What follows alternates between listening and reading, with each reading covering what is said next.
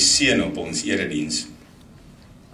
Ons vra U teenwoordigheid, wat ons elke dag het om ook hier te wees. U grootheid, U almag, U liefde. U wat vir ons geskep het na U beeld, U wat vir ons gesterf het en met U bloed betaal het. U wat deur die Heilige Gees ons lei en rig en leer. Aan U kom toe alle eer. Amen. Vanmôre 'n gedeelte lees nou. Hierdie tyd van die jaar staan bekend as Epifanie. Dit beteken die koms van Jesus. Dit is gewoonlik hierdie tyd van die jaar dat ons 'n bietjie aandag gee aan dit wat hy hier op aarde kom doen het. Mense wie hy gaan stil staan en die veranderinge wat hy gebring het in mense se lewens. En ek gaan vandag 'n bekende gedeelte lees. En dit kom uit Johannes 6. Ons was verlede week by Johannes 4, die Samaritaanse vrou, wat haar identiteit in hom kom vind, nadat vir so lank daar 'n etiket om haar nek gehang het. En vandag lees ons daar die bekende gedeelte van die vernedering van die brood. Maar die klem gaan nie val op wat daar gebeur het nie. Die klem gaan val op wat agterna gebeur het. Maar kom ons lees Johannes 6, en ek lees uit die 83 vertaling vandag, en ek lees vanaf vers 1. Hierna het Jesus na die oorkant van die see van Galilea toe gegaan, wat ook die see van Tiberias genoem word. En 'n groot klomp mense het agter hom aangekom, omdat hulle die wondertekens gesien het, wat hy aan die siekes gedoen het. Jesus het toe teen die berg opgegaan en met sy disippels daar gaan sit. Die Paasfees van die Jode was naby.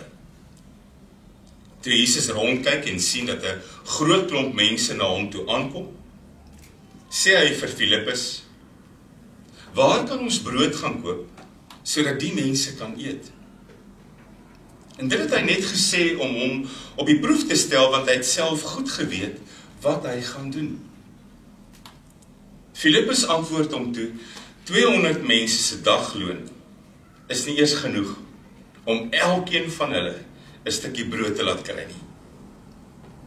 'n ander disipel, Andreas, die broer van Simon Petrus, sê toe vir hom, hier is 'n seentjie met 5 garsbrode en 2 visse.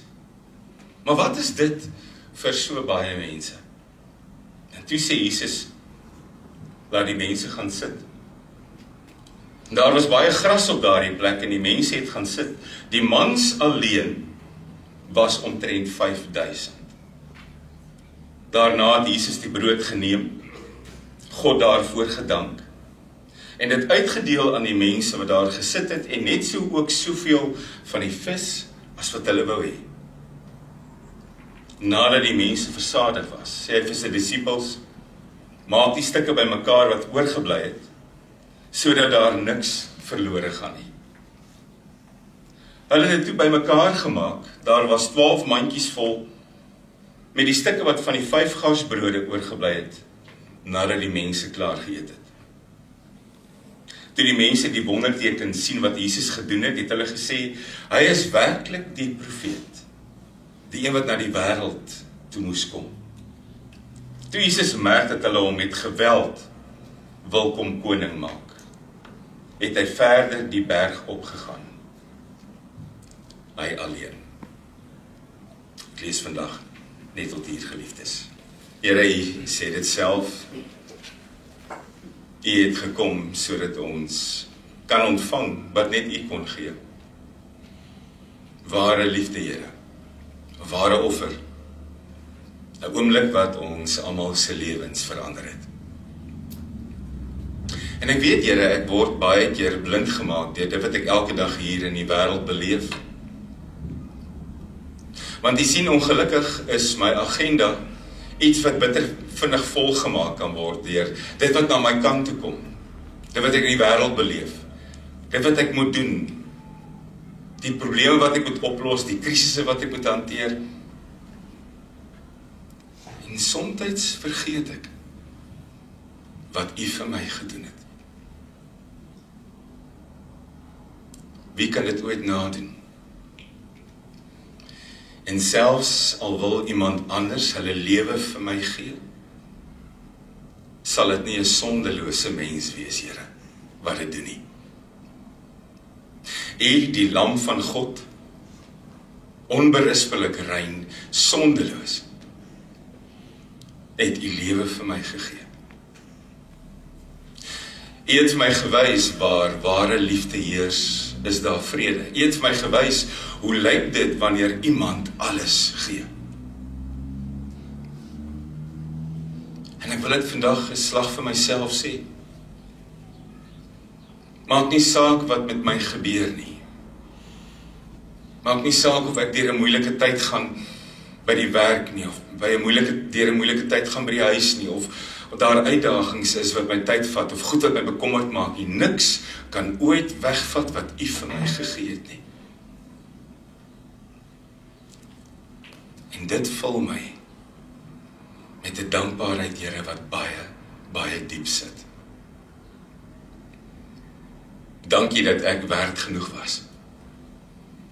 Dat u alles vir my gegee het. Dankie dat my naam ook op die handpalm uitgegraveer is, Here. Dankie dat u my ook ken voordat ek gebore is.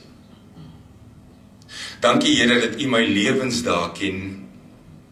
Niemand ooit sal dit kan weet soos wat u dit weet nie. Dankie dat u saam met my op pad is na 'n ewige tuiste. Dankie, Here, dat u Heilige Gees vir my gee om my toe te rus, om my te help, om my wysheid te gee, om my te bemoedig, om my soms te vermaan, om my met blydskap te vul. Partykeer wil die wêreld en mense vrede steel, Here. En dit gebeur so maklik. Maar met u teenwoordigheid, u dankbaarheid, u hoop wat my vul, dis altyd meer en groter en sterker. Dankie dat ons vir mekaar kan bid vandag. Dankie, Here, dat u mense help om gesond te word as hulle siek was. Dankie, Here, dat u mense help om te genees as hulle stikkend was. Dankie, Here, dat u mense deur moeilike tye help. Dankie, Here, dat u mense in krisistye help. Dankie, Here, dat u lewe verder strek as die grense van hierdie wêreld. Dankie, Here, vir ons kinders wat 'n nuwe skooljaar kom begin en klaar weer ook geleer word, nog kennis bykry. Dankie, Here, vir ons ouer mense wat ons kan liefde gee en leiding. Dankie, Here, vir elke gebed van 'n ma of 'n pa vir hulle kind. U is voorwaar vir ons goed. Soos gewoonlik, Here, bid ons vir ons naby mense, ons gesinne, ons families, ook ons Christene in die wêreld. Maar ons bid ook vir ons vergeliefdes. Hulle wat ver is en nood het, hulle wat ver is, na wie ek verlang, in Suid-Afrika, Namibië, reg oor die wêreld. Here, vul my ook met daardie rustigheid, dat u sal voorsien op plekke waar ek nie nou kan wees nie. My genesing kom van u, my vrede kom van u, my hoop kom van u, my vryspraak kom van u. Help my om 'n bietjie ondersoek ook te doen.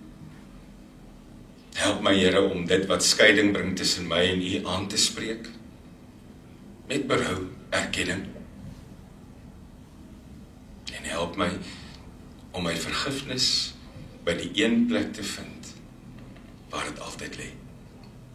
Dankie vir die voorreg om u te ken en u te dien. Amen.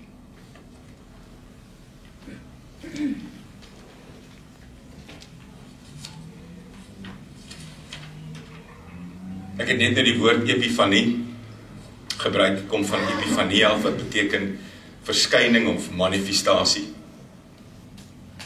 En ons vier dit gewoonlik tussen Advent en Kersfees, wat die koms van die Here aantoon, en Lydensweke en Paasfees.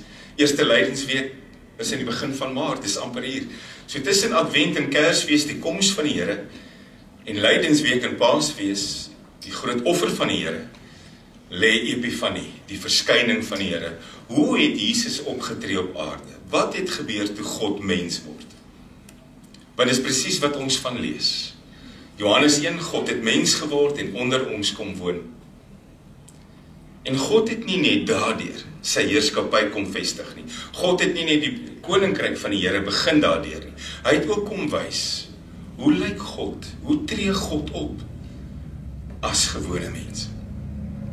Wil jy weet hoe God is? Kyk na Jesus. Wil jy weet hoe ver God se liefde strek?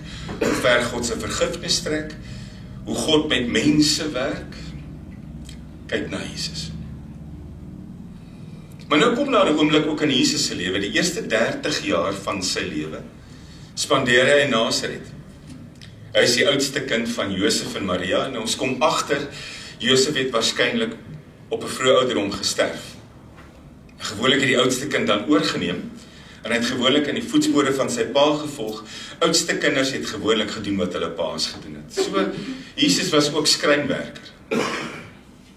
Hy kon met hout werk. En vir die eerste 30 jaar van sy lewe, is dit hoe mense hom ken. Jesus van Nasaret, die skrynwerker. Maar dan kom daar 'n dag en hy word gedoop deur Johannes die Doper, en op daardie oomblik kom ons toe agter wat sy ware identiteit is. Wat gebeur toe hy gedoop word? Die hemele gaan oop, die Gees van God kom soos 'n duif op hom, en uit die hemele 'n stem wat sê, dit is my geliefde seun, in wie ek my verheug. Op daai oomblik, op 30-jarige ouderdom, hoor die wêreld, hierdie is nie net Jesus van Nasaret nie. Hierdie is God se seun. En God sê dit baie duidelik. Net jammer, niemand het gehoor nie. Niemand het geluister nie, behalwe die bose. Maar wat gebeur net hierna? Net na hierdie oomblik waar Jesus gedoop is, waar God gesê het, dit is my geliefde seun, dis die seun van God, kom die bose. En in die woestyn waantoe Jesus net hierna gaan, kom die bose, en onthou jy wat hy gesê het, wat hy gesê het? As u die seun van God is, sê vir hierdie klippe, hulle moet brode word, want Jesus was honger, 40 dae het verbygegaan. As u die seun van God is, so iemand het geluister, toe God gesê het, dis my seun. Nie mens nie, die bose. En die bose agtervolg hom in die woestyn en sê, as hy die seun van God is, sê vir daai klippe, hulle moet brode word. As hy die seun van God is, spring van hierdie hoë gebou af, want hulle gaan jou vang, die engele, en op hulle hande gaan hulle jou dra. As hy die seun van God is. En dadelik kom jy iets agter. Nadat die wêreld gehoor het wie hierdie werklik is, sou hier vir hom 'n moeilike paadjie aanbreek. Ewe skielik sou dit baie moeilik word vir Jesus van Nasaret. Ewe skielik kom jy agter, hierdie aardse reis gaan nie maklik wees nie. Nou as gewone mens op aarde, want dis wat hy geword het hy iets nodig gehad om hom staande te hou, want dit was nie maklik nie. Hy het iets nodig gehad wat hom regop kon hou, wat hom kon aanvuur, iets wat hom kon steun. En hy het dit vinnig gekry. Daar was iets wat Jesus nodig gehad het, as gewone mens op aarde, behalwe dat hy die seun van God is, wat hom eintlik regop sou hou. Iets waartoe hy kon vlug, iets waarop hy kon staatmaak. Daar was 'n spul geloofsgewoontes wat hy gehad het. En ek gaan hulle vanoggend vir jou uitwys. Nou gewoonlik, as ons die woord gewoonte hoor, dan dink ons nie goeie nuus nie. Die woord gewoonte sê baie keer dis 'n slegte ding wat gebeur. Leer af daai gewoonte. Hou op met daai gewoonte. Gewoonte is nie 'n negatiewe woord nie. Dis miskien die eerste les wat jy moet leer. Jy kry baie goeie gewoontes. Jy kry gewoontes wat jy asseblief tog moet aanhou mee. Want is iets wat jy gewoonlik doen, iets wat jy in reëlmaat doen, iets wat met ritme gebeur. Dit gebeur oor en oor en oor. En is 'n goeie ding in jou lewe en mense kan deur jou goeie gewoontes op die regte pad geplaas word. So Jesus het 'n paar goeie gewoontes gehad. Geloofsgewoontes. En dit het hom baie gehelp. Nou wil ek vir jou sê, as iemand soos hy so iets nodig gehad het, hoeveel te meer nie ek en jy nie. As die Seun van God gewoontes nodig gehad het, net om te wees wat God wil hê hy moet wees, net om staande te bly, hoeveel te meer het ek en jy die nodig nie. Daar was 4 basiese geloofsgewoontes. Nou dink mense dadelik, as ek nou praat van 4 goed wat Jesus gedoen het, waarmee hy besig was, wat hom reg opgehou het, wat hom gehelp het, is dalk 4 nuwe goed waarvan jy nie kennis dra nie. Is dalk 'n geheime resep. Jy moet vinnig die pen en die papier uithaal, hierdie goedjies neerskryf, want dit kan jou help. Jy weet van al 4 goed. Jesus het hierdie goed gedoen. Dit het hom gehelp. Die vroeë kerk, die eerste Christene, het hierdie goed gedoen. Dit het hulle staande gehou. Dit het hulle beskerm. Dit het hulle gehelp. Hierdie 4 goed gaan nie 4 nuwe goed wees nie. Dit is nie 'n openbaring van goed wat jy nog nooit tevore van gehoor het nie. Die groot vraag is net, jy weet dalk daarvan. Maar pas jy dit toe? Kom hierdie goed ook na vore in jou lewe? Want is dit nie daar is nie, en jy kan dit begin toepas, en jy kan dit leer, en jy kan dit doen, gaan jy agterkom 'n groot verskil daar in jou lewe kan kom. Wat was die 4 geloofsgewoontes? Jesus het altyd na die teenwoordigheid van God gesoek, oral. Jesus was voortdurend besig met 'n gesprek met sy Vader. Daar was gedurig gebed. Jesus was voortdurend besig met die woord van sy Vader.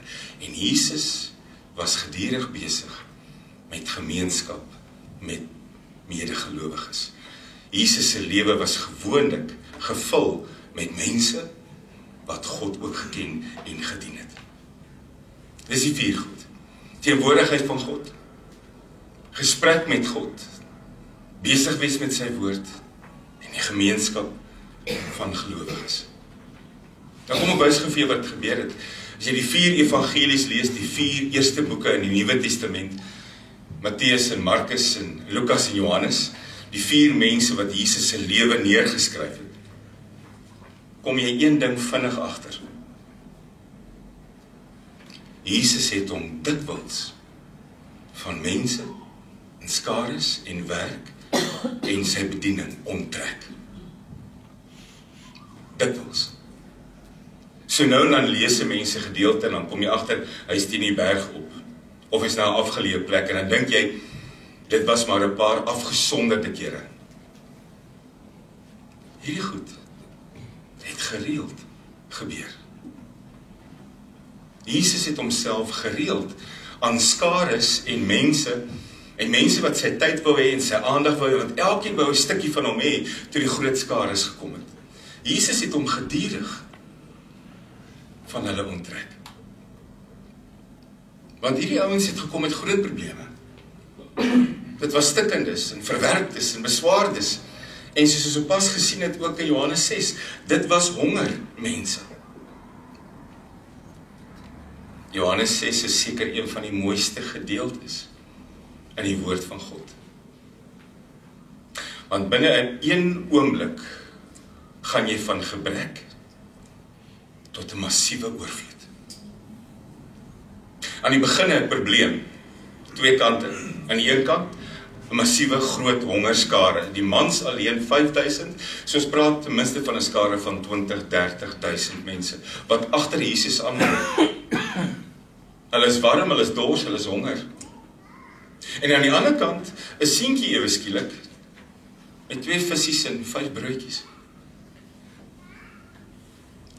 En dan bring Jesus die 2 kante bymekaar. Hy gee opdrag, hy sê, laat die ouens sit, want jy staan nie en eet nie. En dan vra hy God se seun. En dan breek hy die brood. En dan laat hy dit uitdeel.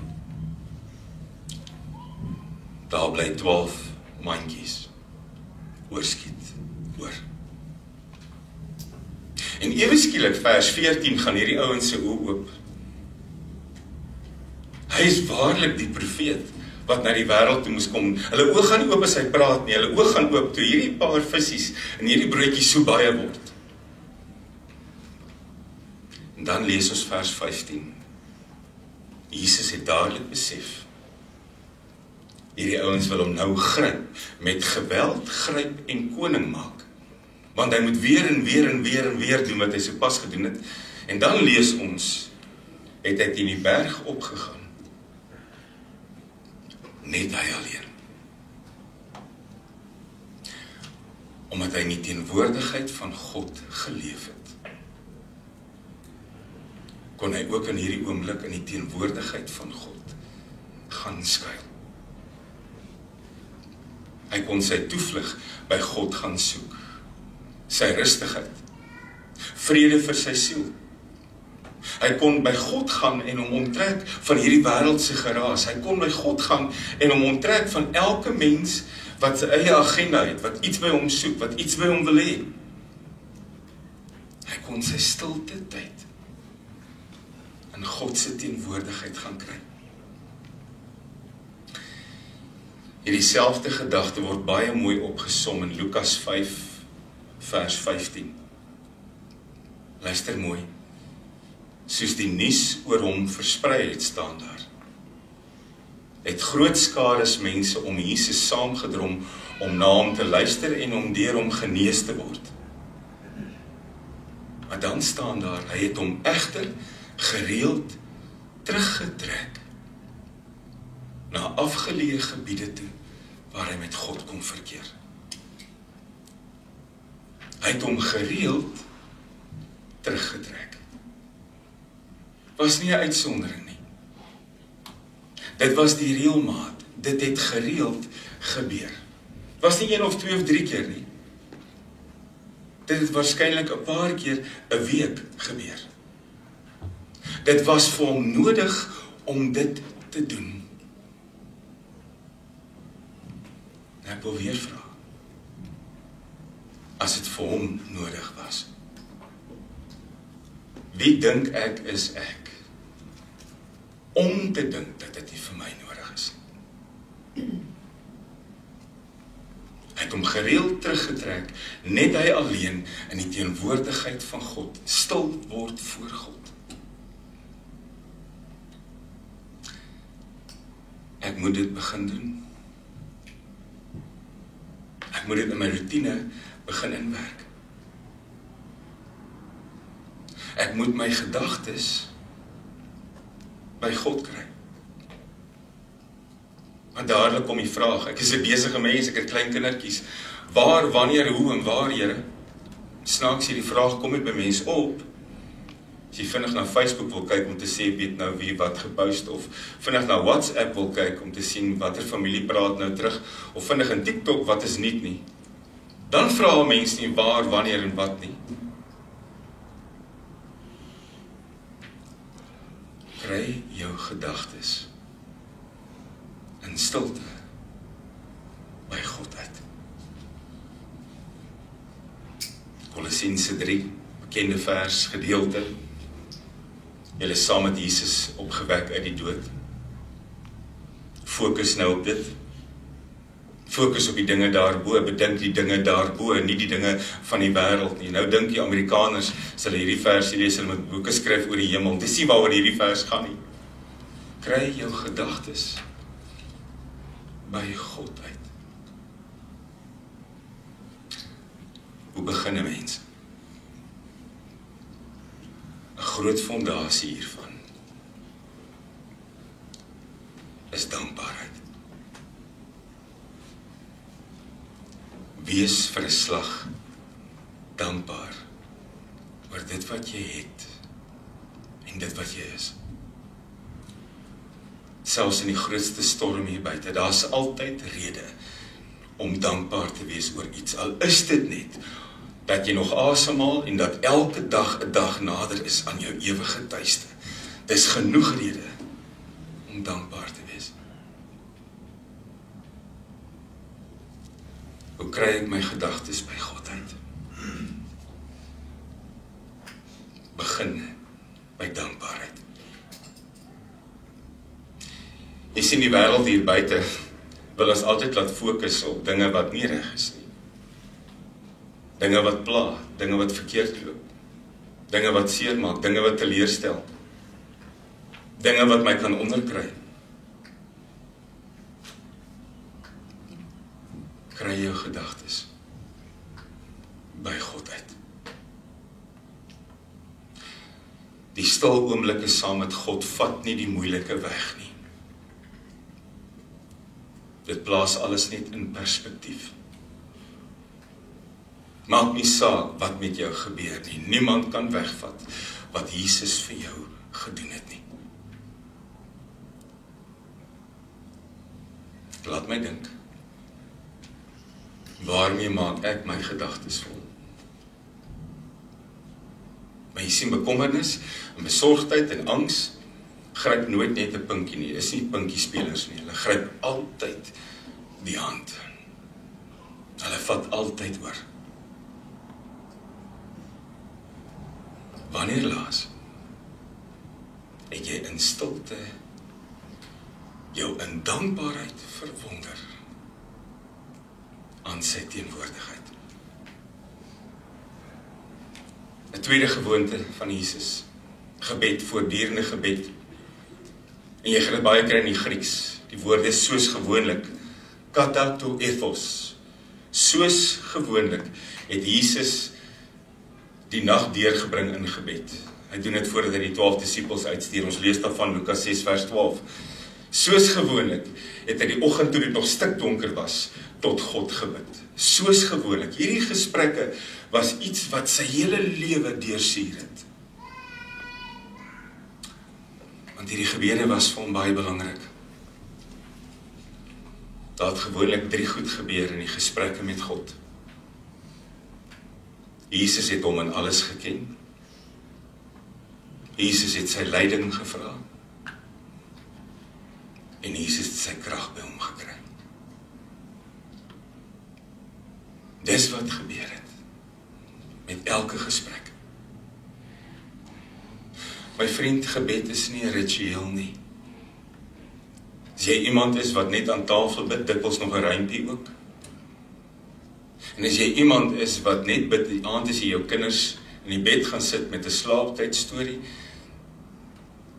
dan is dit tyd dat jy weier en dieper begin praat met God. Hoekom loop verhoudings dood? Hoekom tref jy na 30 jare ou skoolmaat op Facebook aan en julle was so gewees? Hoekom is daar nie kontak met niggies en neefies saam wie jy groot geword het nie?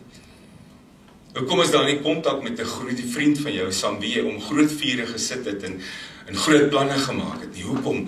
Want jy het ophou kommunikeer. Jy het ophou kontak maak. Julle woorde het doodgeloop.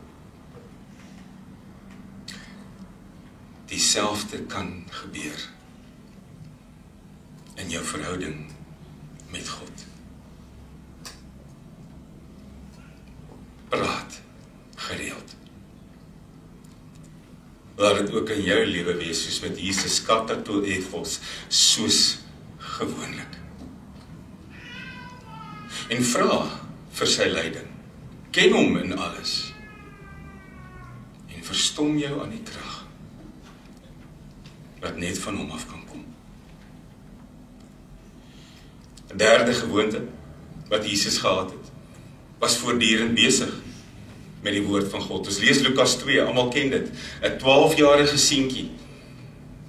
Ouers kom tempel toe, gaan terug huis toe, 'n dag later kom hulle agter Die 12-jarige Jesus is nie met ons nie, ons moet omdraai. Hulle kry hom in die tempel, en as jy Lukas 2 gaan lees, besig met skrifgeleerdes te praat, en vrae te vra en te luister, maar dan staan daar iets, hulle was verstom met sy kennis en insig. Die 12-jarige Jesus ken al die woord, is al besig met die woord. Nou vandag lê kennis onder ons vingerpunte. Ons dink Google weet alles, is dit nie? En hier is soveel bronne van die waarheid om ons, dat ons Bybels dikwels toebly. Die woord van God was nog altyd 'n rigsnoer van die waarheid. Onthou julle toe Moses gegaan het, die 10 gebooie op skrif gekry het, en mense hulle lewens daarvolgens kom inrig het, die woord van God was nog altyd 'n rigsnoer van die waarheid. Hoeveel tyd spandeer jy met die woord van die Here? 'n rukkie terug was dit groot mode, ek weet nie van nou nie, die dagstukkie boeke. Jy het 'n versie gekry en dan 'n verduideliking. Met daai verduideliking is oom Solly en oom Angus en tannie Marita se verduideliking. Dis nie joune nie. As jy die versie gekry het, het jy gegaan en die hoofstuk gelees. As jy die hoofstuk gelees het, het jy die hoofstuk voor en die hoofstuk na dit gelees. Wanneer laas het jy regtig kontak gehad? Nie met 'n dagstukkie boek nie, maar met jou Bybel. Jesus was iemand wat die woord geken het en geleef het. Uiteindelik kom ons by sy laaste gewoonte, omring homself met medegelowiges, baie duidelik in Getsemane, toe hy weer eens alleen tot die Vader bid, vra hy vir hierdie ander spul, moenie te ver wegdwaal nie. Bly wakker en bly bid, bly naby. Ek doen wat ek soos gewoonlik gaan doen, maar moenie slaap nie, moenie sluimer nie, bly vir my bid, bly naby aan my. 'n ander incident, Lukas 4, hy gaan vir die eerste keer terug huis toe, ons het 'n paar weke terug daaroor gepraat, hy gaan bietjie Nasaret toe, hy kom daar aan, en dan weer eens, die teks wat 'n mens so vinnig mislees. Daar staan geskryf in Lukas 4, toe Jesus in Nasaret kom waar hy groot geword het, het hy op die Sabbat na die sinagoge gegaan, soos sy gewoonte was. Jesus het gereeld kerk toe gegaan. Jesus was gereeld in die sinagoge, dit staan daar, dit was sy gewoonte. En toe hy terug gaan huis toe, het hy nie iets anders gedoen nie. Hy sinagoge toe op die Sabbat, soos sy gewoonte was. Op die einde was daai 'n rampspoedige besoek. Hy het 'n stukkie gelees, gepreek, en ouens het daarvan gehou nie, het hom weggejaag, gewou van 'n kraans afgooi, en uiteindelik het hy gesê, ek is nie welkom hier nie. Maar dit het hom nie verhinder om te gaan nie. Hy was elke week kerk toe.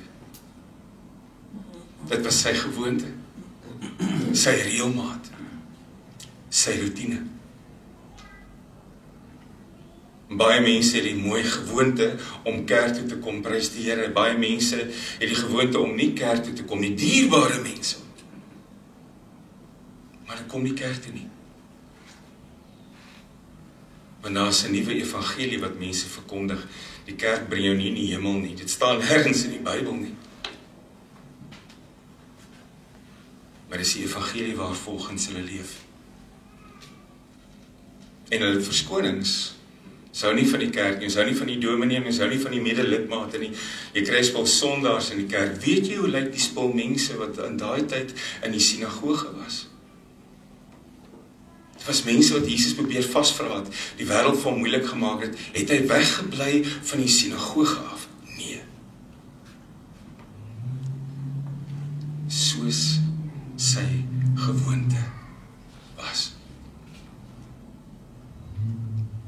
Hier het jy dit. Wat het hom staande gehou in hierdie wêreld? Die teenwoordigheid van God, die wegbreke na God toe, die voortdurende gebed tot God, die voortdurende besig wees met God se woord, die voortdurende besig wees met medegelowiges. Die dag toe die skare mense kos gekry het, is hulle huis toe. Die volgende dag teruggekom, op etenstyd, om weer kos te soek. En toe het Jesus gesê, julle loop nie agter my aan, omdat julle my ken en lief het nie. Maar julle ken my net oor dit wat ek vir julle kan gee. Mag dit anders wees in jou lewe. En mag jy, wanneer jy dieselfde gewoontes het as wat hy gehad het, dieselfde hoop en vrede en krag kry. Amen.